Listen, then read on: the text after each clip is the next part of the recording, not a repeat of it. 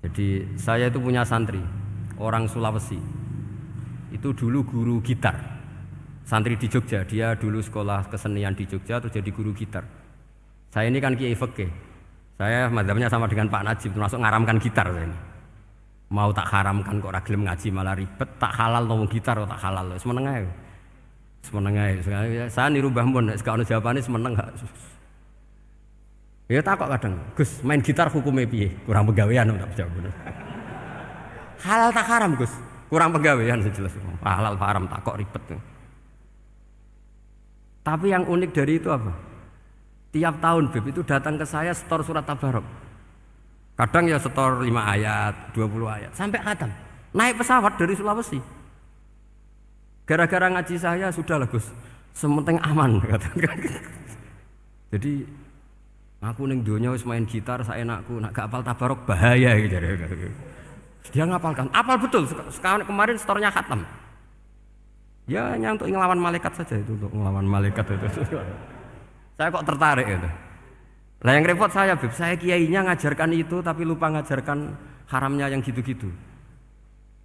Wah ya ribet ya sudahlah nanti biar diurusi Allah Subhanahu wa taala. Sudah itu sudah. Karena jadi kiai itu repot.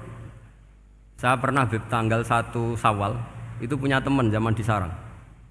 Wonge wis wireng kriting soe wis wireng kriting. Jarang ke saya tanggal 1 Syawal kecuali pas itu.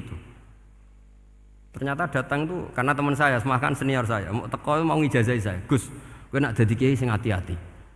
Aja geman dalil sing kowe ora iso nglakoni. Ono apa? Dia itu datang ke saya berarti tanggal 2 ya, tanggal 2 sore. Dia itu pas Idul Fitri itu pidato. Man shoma Ramadan wa atba'ahu sitan min Syawal fa ka'annama shoma dahrakullah. Itu orang lugu-lugu poso. Bareng tanggal loro-loro pas wandekne rokokan. Terus wong lugu-lugu, wah rugi mbah aku poso jebule jenengan ra kena dinut. Jadi semuanya yang poso 6 hari itu ngikuti kiai itu. Ternyata pas disowani pas rokokan. Rugi mbah aku anut jenengan. Tak nut-nut poso jebule jenengan gak poso. Aku yo meneng ngene, lha opo kowe dalil ngono barang lho lha opo ora iso nglakoni. Makanya ini hati-hati para kiai, nek dalil sing ora iso nglakoni ora usah. Nak khutbah Id ora usah cerita poso 6 hari, kok malah diciri orang. Ya cerita wae wong nak berposo dosane di sepuro insyaallah, pokoke yang gampang-gampang saja. Nak dolan ning gone wong awan-awan dosa ganggu. Nak ra dolan sombong gak gelem silaturahim. Pokoke ngomong yang umum-umum saja. Jangan dalil poso 6 apa? Hari itu sekali ada yang nganut ternyata kamu ndak bisa, wah itu repot. Ya jadi saya berharap sekali keyakinan guru-guru kita bahwa Al-Quran mensyafaati itu kita terima. Kita terima an ilmin wa an bayinatin wa an hujatin. Kita bukan sekedar terima karena itu dawe guru enggak, tapi satu bayinah. Yaitu logikanya adalah malaikat itu mukallaf. Mukallaf itu kena aturan hukum. Jika manusia kena aturan hukum harus menghormati orang hafal Quran, maka malaikat juga kena aturan yang sama. Yaitu harus menghormati yang hafal Quran. Jadi boleh kamu nanti ketemu malaikat mungkar nakir, sertifikat Iqra khatam, qiraati khatam. Syahadah saya hafid terbaik. Ya supaya dia enggak sembarangan nyiksa kita. Wah aku yakin mesti gak wani, yakin. Jajal sebenarnya. Tapi sampean matur, ojo tes tapi. Karena sekali dites bulet tuh. Ya jadi ini jelas ya, dawuh Nabi ketika cerita keramatnya surat Tabarok, dawuh Nabi lawaditu annaha fi qalbi kulli insanin min ummati. Wa qad rawa hadzal hadits Abdu bin Humaid fi musnadihi bi absata min hadza. Faqala ada yang cerita lebih detail di riwayat itu fa innaha al-munjiyah wal mujadilah tujadilu autokhosimu yaumal qiyamah inda rabbiha liqairiha. Nah ini lebih gampang lagi. Surat Tabarok itu mati-matian bela yang baca. Semoga riwayat ini yang benar, bukan li hafidhiha tapi liqairiha. Sampeyan milih riwayat yang hafal apa yang baca? Baca apa hafal? Baca apa hafal? Korupsi kabeh. Jadi ada riwayat itu tujadilu autu khosimu yaumal qiyamah inda rabbiha liqari'iha. Bagi yang baca tidak harus hafal. Watat lubulahu ayun jiahu min adzabin nar wa yunjiya biha utawayan sahibaha min adzabil qabri.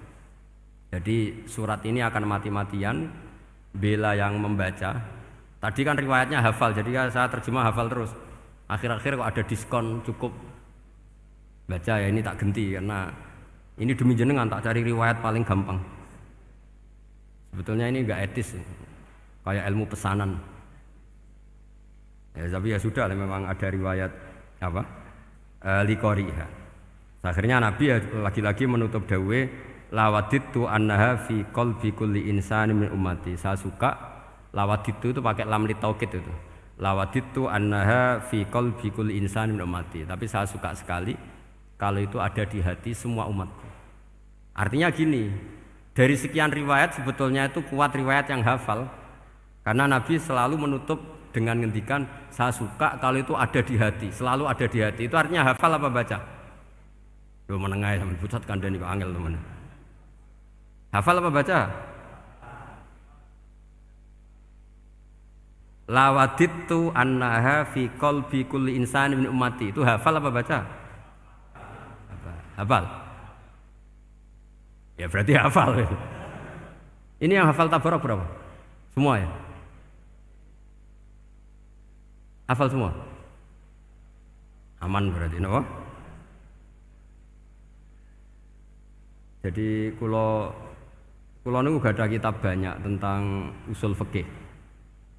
Sebetulnya kepentingan saya itu bukan masalah usul fikihnya, tapi kepentingan bahwa konstitusi ilmu, saya ulang lagi apa? Konstitusi ilmu yang difahami ulama ummati Rasulullah sallallahu alaihi wasallam. Itu ternyata fa inna wa ta'ala bahabihim al malaikah. Allah itu bangga sekali dengan para malaikat.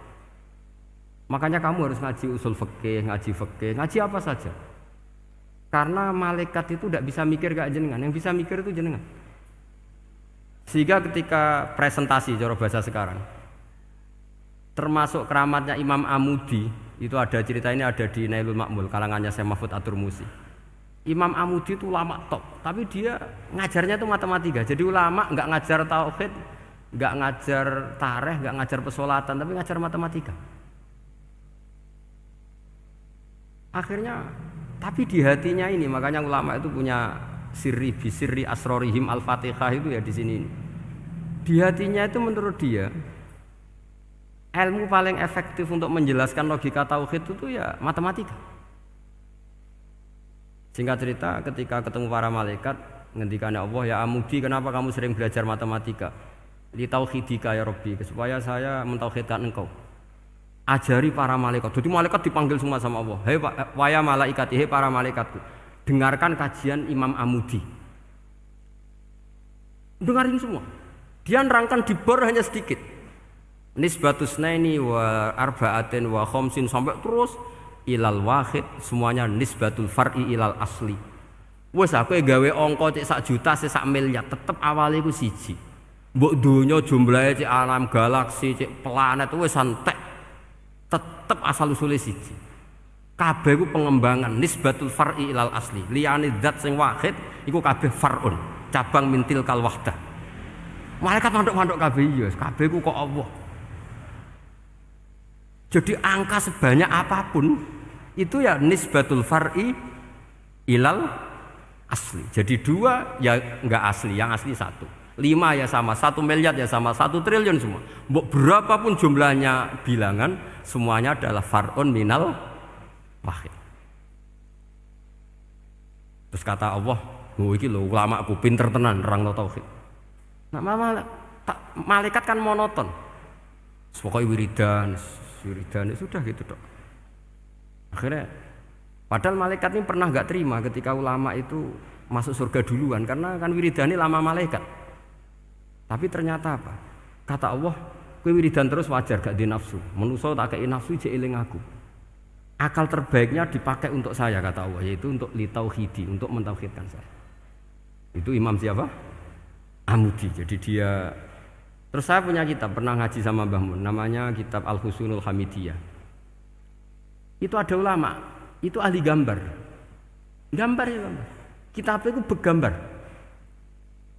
Yo kadang gambar wit, kadang gambar wedhus, pokoke kitabe gambar. Tapi wong keramat. Delok kitab gambar tapi hawane hawa tauhid. Nah, sampean kan enggak ngarang kitab primbon. Donga mahabbah. Lah ndekne dhewe Joko Tuwa kok ngijazahi mahabbah. Lucu kan. Ana Kiai Fakir jal ijazah jalbur rezeki yo ngijazahi udal ndekne dhewe. Fakir. Sing repot meneh. Wong ndekne dhewe ra cerdas ngijazahi ilmu laduni. Seribet Mas. Ndekne dhewe ra cerdas ngijazahi ilmu napa? Ternyata di akhir kitab itu dijelaskan gini. Fa inna hadhihi suwara, semua gambar ini awaluha min nuqtah wahidah. Awalnya adalah dari satu titik. Jadi famadarul wujud adalah an-nuqtah, satu titik. Nuqtatul wujud yaitu Allah Subhanahu wa taala. Mbok kowe gambar seruwet apapun.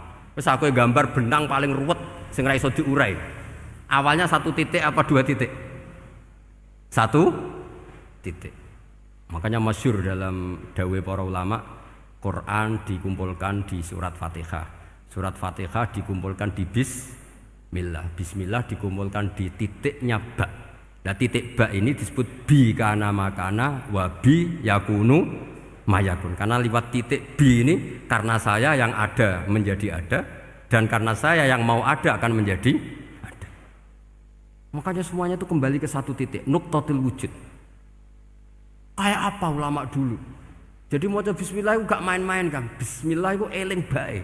Ba ini nuqtatul wujud, bahwa kita benar-benar bertauhid. Mbok kayak apa buletnya gambar, mbok kayak apa ruwetnya, tetap dimulai dari satu titik. Mbok kayak apa jumlah angka-angka itu, dimulai angka satu. Nah, sampean saya harapkan nanti kalau ketemu Allah itu Allah bangga dengan sampean kon mulang tauhid ning malaikat, ora ning TPQ, kon mulang malaikat. Itu cita-cita terbesar saya, kepengen mulang malaikat. Mulang sampean wis bosen yakin, wis aku pengen oh keren, mulang. Ya, maksudnya aja malaikat kok Jibril, Mikail itu malaikat elit. Sing awam-awam lho sing mboten. Kalau malaikat ini papan atas niku pun alim banget. Saya kenapa ngomong demikian? Saya ini punya tafsir namanya tafsir Al-Qurtubi. Itu Imam Qurtubi termasuk tak anggap mufassir hebat. Beliau ketika ngendikan wa idz qala rabbuka lil malaikati, sak terus walhasil malaikat itu terus protes ataj'alu fiha may yufsidu fiha wa yasfikud dima. Itu kan ada pertanyaan di tafsir itu. Bagaimana mungkin malaikat itu protes kepada Allah padahal malaikat itu terkenal loyal sama Allah, enggak pernah intervensi, enggak pernah gugat. Kenapa ini kok ada cerita malaikat kok gugat ataj'alu? Jadi Imam Qurtubi, hum awamul malaikah, itu awamnya malaikat. Bukan yang kayak Jibril, Mikail. Itu malaikat-malaikat yang enggak ada namanya, awam. Jadi jangan bayangkan yang protes itu kayak malaikat Jibril. Jadi harus dibedakan. Nah, saya ya tentu kalau ngajar malaikat ya milih yang ini, yang enggak jelas namanya ini sudah. Kalau Jibril ya enggak mungkin diulang dong, sing nggawa wahyu. Apa alam Quran itu sepiro? Aku sing nggawa Quran ribet kan malah. Lah nek Israil mbok ulang tersinggung dipletet lah tuntas malah ribet. Mikael mbok ulang tersinggung kira di donasi bagian duit dan bagian rezeki. Ribet. Ya semulang malaikat sing awam. Saya itu termasuk hilang iskal saya, janggal saya karena tafsir Qurtubi. Dulu saya itu iskal. Mau malaikat kok ngevaluasi kebijakan Allah itu artinya kan gini. Ya Allah, engkau mengangkat Adam sebagai khalifah. Padahal potensi Adam itu adalah ifsad. Ya, ataj'alu fiha may yufsidu fiha wa yasfikud dima. Kata malaikat, wa nahnu nusabbihu bihamdika nuqaddis. Itu kan paradok, kalimat yang paradok. Paradoknya begini. Ya Allah, tolong evaluasi engkau mengangkat Adam sebagai khalifah. Potensi Adam adalah merusak bumi. Wa nahnu nusabbihu bihamdik, kita ini selalu mensucikan engkau. Loh, itu kan paradok. Kalau mereka mensucikan Allah, artinya mensucikan juga min ihtimalil khata'. Mensucikan bahwa Allah itu tidak mungkin salah. Lah ini bilang mensucikan kok. Saya mensucikan engkau Gusti, tapi kok dalam hal ini kok kayak jenengan itu salah gitu. Wong karwan Adam kok mbok angkat. Makanya Allah duka. Wong kowe ku jare maca tasbih kok ngevaluasi. Ya kan maknanya mentasbihkan Allah apa? Mensucikan dari semua lahan, kekurangan. Nah, ini bilang baca tasbih kok nganggep Allah itu perlu dievaluasi kebijakannya. Tolong pikir ulang Gusti. Mungkin jenengan kurang detail kan kayak gitu. Akhirnya Allah tersinggung. Masyhur itu di tafsir-tafsir. Meskipun tafsir itu sebagian Israiliyat, yang keterusan itu rodok Israiliyat, tapi cara kula rodok setuju Israiliyat sing rodok-rodok gitu. Itu kan masyhur itu. Akhirnya lah apa alasannya Adam kok salah? Bani Adam tentu akhirnya Adam ini kemudian terganti ke Bani Adam. Dan itu jadi perdebatan ahli tafsir. Apakah domir itu harus kembali ke asal? Apa boleh ke pengembangannya? Misalnya Adam itu kan di situ disebut ataj'alu fiha may yufsidu fiha wasfikud dima. Padahal Adam yang nabi ini enggak pernah yusfikud dima. Enggak pernah yufsid fil ardi, juga enggak pernah wasfikud dima. Ya, saya ulang lagi, Adam yang nabi itu kan enggak pernah ngalami ataj'alu fiha may yufsidu fiha wasfikud dima. Berarti Adam ini nanti yang nakal, yang sampai senang pertumpahan darah itu Adamnya apa anaknya? Anaknya kan? Itu jadi perdebatan ahli tafsir. Walhasil singkat cerita, malaikat ini tidak salah. Nyatanya kita tahu kan perang di Irak, di Syria, perang zaman Belanda, Bani Adam itu senang safkud dima. Tapi ternyata malaikat ini ditegur sama Allah. Yusbiya manusia itu salah itu duwe nafsu. Kowe bener mergo ora takei nafsu. Masyhur terus dicerita Israiliyat itu ada malaikat, nggih jajal Gusti. Juajal tenan dikei nafsu, medun ketemu wong adus langsung merkosa. Gawe anan sih, ora kenalan sih. Terus dari Allah, wah lumayan menuso, ana mukadimah iku awur-awuran ae. Walhasil terus malaikat ape terbang enggak bisa. Ini kata cerita Israiliyat, kamu harus menentang cerita ini. Tapi saya setuju. Singkat cerita, pertanyaannya adalah, mungkinkah malaikat melakukan kesalahan? Padahal termasuk salah adalah protes kepada Allah Subhanahu. Tadi itu dijawab oleh Imam Qurtubi, hum awamul malaika, itu awamul malaika. Jadi kita harus membedakan malaikat yang papan atas, yang ashos. Kalau dalam tafsir modern disebut malaikat sing ashos, kayak Jibril, Mikail. Ada malaikat awam. Nah yang awam ini ya biasa, yang bilang qalu ataj'alu fiha may yufsidu fiha wa yasfikut wa nahnu nusabbihu bihamdika nuqaddisu lak. Itu kan paradok. Paradoknya ya Allah, engkau mengangkat Adam jadi khalifah itu kayaknya salah. Harusnya kan ngangkat kita, karena kita ini yang selalu mensucikan engkau. Loh mensucikan Allah, kok nganggep Allah mungkin salah dalam bikin keputusan. Makanya hati-hati kalau baca tasbih. Kalau baca tasbih, kalau Allah Maha Suci ya sudah suci dari segala kesalahan, kekurangan. Jika wiridannya Rasulullah yang diajarkan kita subhanallah bihamdi adada khalqi wa ridha nafsi wa zinata arsy midada kalimati. Jangan subhanallah pakai versi kamu. Allah Maha Suci. Ternyata kamu punya khayalan tentang Allah. Nah, kalau khayalan kamu salah, berarti mendudukkan Allah tidak sesuai sifatnya Allah. Makanya ahli tauhid terus punya satu pakem ilmu yang namanya ma khatara bi balika fa wa bi khilafi dzalik. Apa yang ada di hatimu bahwa Allah seperti ini, hakikatnya Allah tidak akan seperti itu karena Allah mukhalafatul lil hawadits. Karena ini masalah-masalah sensitif. Dan itu yang salah, saya ulang lagi, awamul malaikah. Kata Imam Qurtubi siapa? Awamul malaikah. Ya saya teruskan. Jadi kula suwun seperti keinginannya Rasulullah sallallahu alaihi wasallam.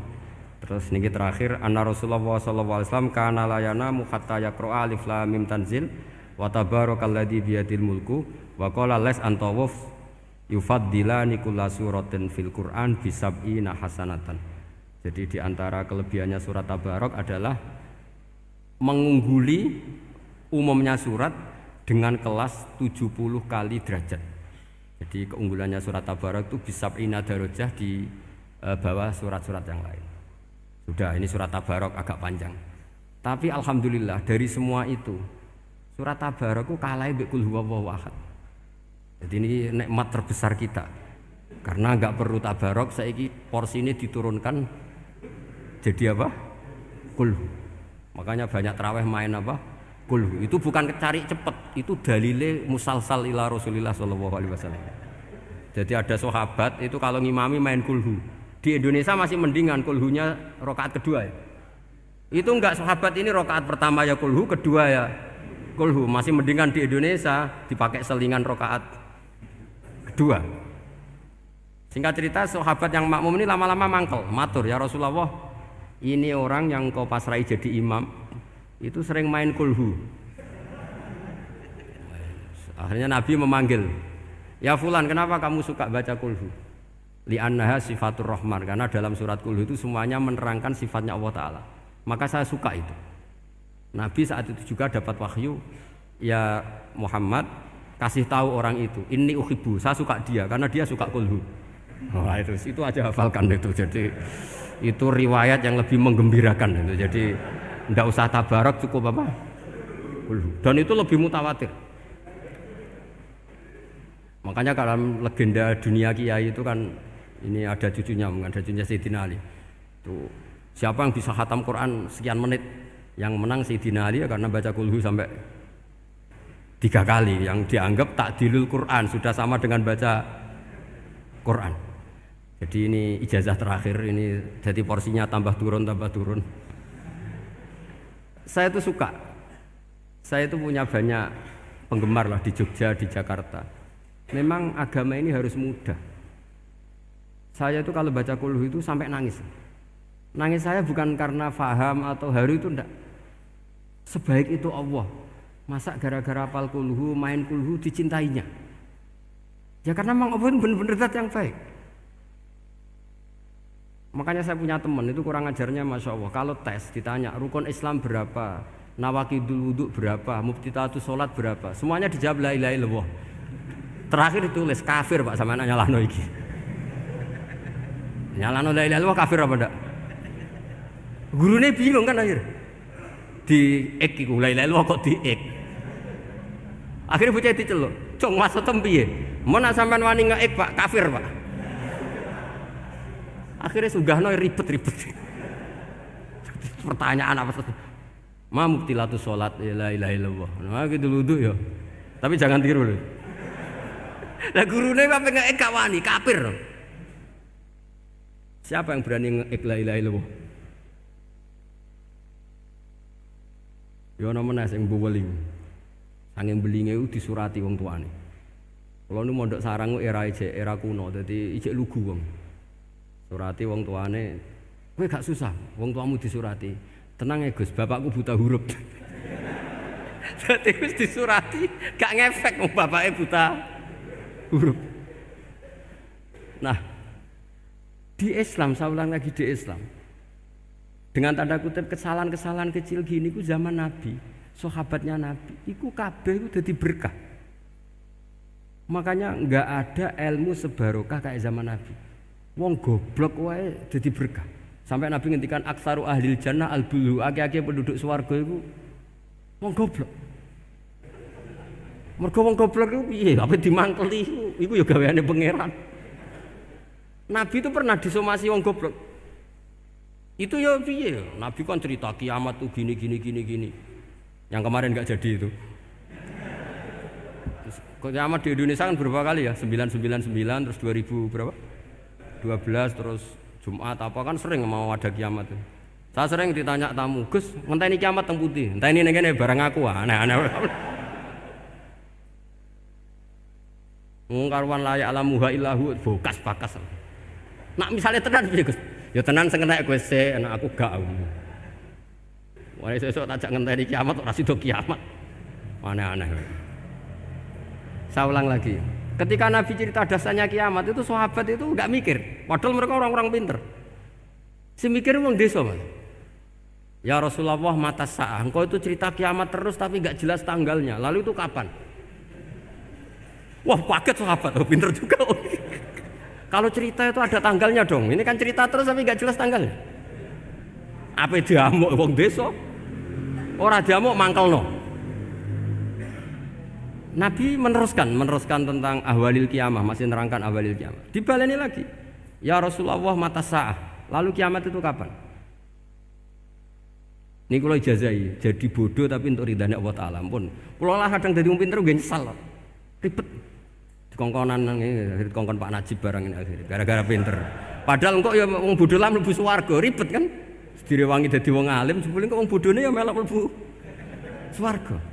Wong gelombang kedua itu pengumumannya siapa pencinta Nabi, pencinta wong alim masuk swarga. Yang pertama seleksinya agak ketat, yang kedua itu ya muhibbin mun cukup mun. Jadi sebenarnya swarga ya ketemu wong ra jelas-jelas nih. Wah repot ya. Akhirnya ketika Nabi gak jawab, sahabat itu banyak yang analisis kariha maqala, lam yasma, ada yang bilang lam yasma, memang Nabi tidak dengar. Ada yang analisis sami'a wa kariha maqala, sebenarnya Nabi itu dengar tapi gak suka karena pas khutbah di-cut, diinterupsi. Karena diulang-ulang lagi akhirnya akhirnya Arabi tadi mengulang-ulang lagi, akhirnya Nabi jawab. Karena Nabi itu orang yang sangat pintar, jawabnya ma'atatalaha, kamu kok berani tanya kiamat kapan, persiapan kamu apa? Fawawahi ma'atatulaha kabira sholatin wala siyamin wala kata wa kata walakin uhibbuka, ya menang ya pede. Apa Nabi tanya persiapan saya? Oh kalau sholat saya biasa kok bangga. Wes wong desa biasa kok. Fawawahi ma'atatulaha kabira sholatin, saya sholatnya biasa, puasa biasa. Maksudnya yang wajib-wajib tok lah, ndak aneh-aneh. Tapi walakin uhibbuka, tapi saya ini mencintai engkau. Apa jawabannya Nabi? Almar'u ma'aman ahabba, dan itu melegenda seluruh dunia, baru kayak Bedui. Jadi semua orang yang hafal hadis almar'u ma'aman ahabba atau anta ma'aman ahbabta, itu barokatu hadal badui, karena berkahnya orang Bedui. Dan hadis itu mutawatir karena dikatakan Nabi ketika khutbah, orangnya banyak yang hadir banyak. Barokahnya orang Bedui, gak disopan santun. Mukjizatnya Nabi seringnya gara-gara orang Bedui. Nabi khutbah, wis khutbah cerita akhirat, cerita kebaikan. Ya Rasulullah, khutbah mohon bakas akhirat kebaikan. Sekarang itu tidak ada hujan, halakatil amwal. Sekarang harta hilang semua. Hewan-hewan sudah mau mati semua karena apa? Kekeringan. Mohon jenengan rasa bakas niku, pun jaluk udan mawon. Nabi langsung Allahumma wah langsung udan tuwres. Nak jare ulama lah Nabi berodok gelos putih udan seminggu nganti akhirnya sapi ini aku gak mati krono kehausan tapi kelentir. Parani nek Nabi ini ora ngrasa salah paren ya Rasulullah. Wong kula njuk donga udan ben ra mati saiki mati tenggelam. Mun lereni santai wae. Ya, saya minta doa hujan supaya hewan-hewan itu bisa minum dan seger. Nah ini malah dok kelentir. Akhirnya Nabi itu nuruti meneh. Allahumma hawalena wala alina Allahumma alal akam wa dzirab terus. Itu wong desa. Betapa barokahnya wong desa iki orang tahu. Betapa Rasulullah itu sekali ngendikan alam itu harus tunduk. Jadi min mu'jizati Rasulullah sallallahu alaihi wasallam itu sekali ngendikan alam itu harus ngikuti. Jadi Nabi misalnya ngendikan hujan, itu panitia hujan, malaikat hujan harus nuruti. Nabi ngendikan berhenti juga harus berhenti. Makanya enak jadi Nabi itu. Tapi kamu nggak mungkin, sudah tutup, tidak ada mungkin. Makanya Nabi itu pernah minta dalam satu maidah, ya fulan saya ambilkan dirok. Dirok itu kaki kambing yang depan, diambilkan. Ambilkan lagi, diambilkan. Ambilkan lagi ya Rasulullah, bukankah kambing hanya punya dirok dua, kaki depan dua? Andaikan kamu bilang iya, maka akan selalu ada dirok selagi aku minta-minta. Karena alam ini akan mengikuti. Jadi Nabi misalnya mau dahar gitu ya, kok Nabi ngendikan ya Jabir ini jangan kamu entas, yang entas harus saya. Ini cukup untuk makan orang banyak. Nabi sekali ngendikan cukup. Nasi ini punya konstitusi, harus cukup. Karena Nabi ngendikan cukup. Itu hebatnya Nabi. Beliau punya spesial. Alam ini harus nurut sama beliau. Makanya disebut wadhabu wal ghazala yasyadani laka birrisalah. Semuanya itu harus tunduk. Nah, akhirnya syafaat-syafaatnya Nabi itu gara-gara wong desa-desa. Saya itu pengagum wong bodoh ya, termasuk hadisul Arabi tadi. Ada orang desa tanya, ya Rasulullah nanti kalau saya mati itu yang ngisap siapa ya? Allah ya. Wah bagus lah, terus mulai. Barang mulai, abe guyu. Nabi piye karpe? Dipanggil lagi. Ya Arabi, kenapa kamu tertawa-tawa terus pulang? Ya baguslah kalau yang ngisap Allah. Selama ini hubungan sama Allah saya baik-baik saja. Tapi Nabi muji, faqhu hadzal Arabi. Wis pinter kowe cong. Terus pernah lagi ada orang Bedui tanya, hal yadhakur rabbu ya Rasulullah, apakah Tuhan itu pernah senyum, pernah tertawa? Naam, kata Nabi, ya pernah. lan na'dima min rabbin yadhaku khairan. Kalau Tuhan pernah tersenyum, pernah tertawa, wah orang kalau pernah tertawa itu pasti baik. Ya baguslah, enggak apa-apa. Jadi makanya ini unik ya, Islam itu agama yang unik. Agama yang berkah, yang alimnya ya ketulungan, yang bodoh juga ketulungan. Karena memang agama ini untuk semua, lil alamin, untuk semua. Maka kata Imam Ghazali, Allah mengutus Nabi itu diutus ke raja-raja, diutus ke pedagang, diutus ke aromil, diutus ke fuqara, diutus ke birokrat, diutus ke apa saja. Ila jami'i sunufin nas, ila jami'i asnafin nas. Bahwa semua yang mengapresiasi kenabiannya Nabi itu mulai raja, pedagang, PNS, birokrat, orang miskin, orang apa saja mengapresiasi dakwahnya Rasulullah sallallahu alaihi wasallam. Al-Fatihah.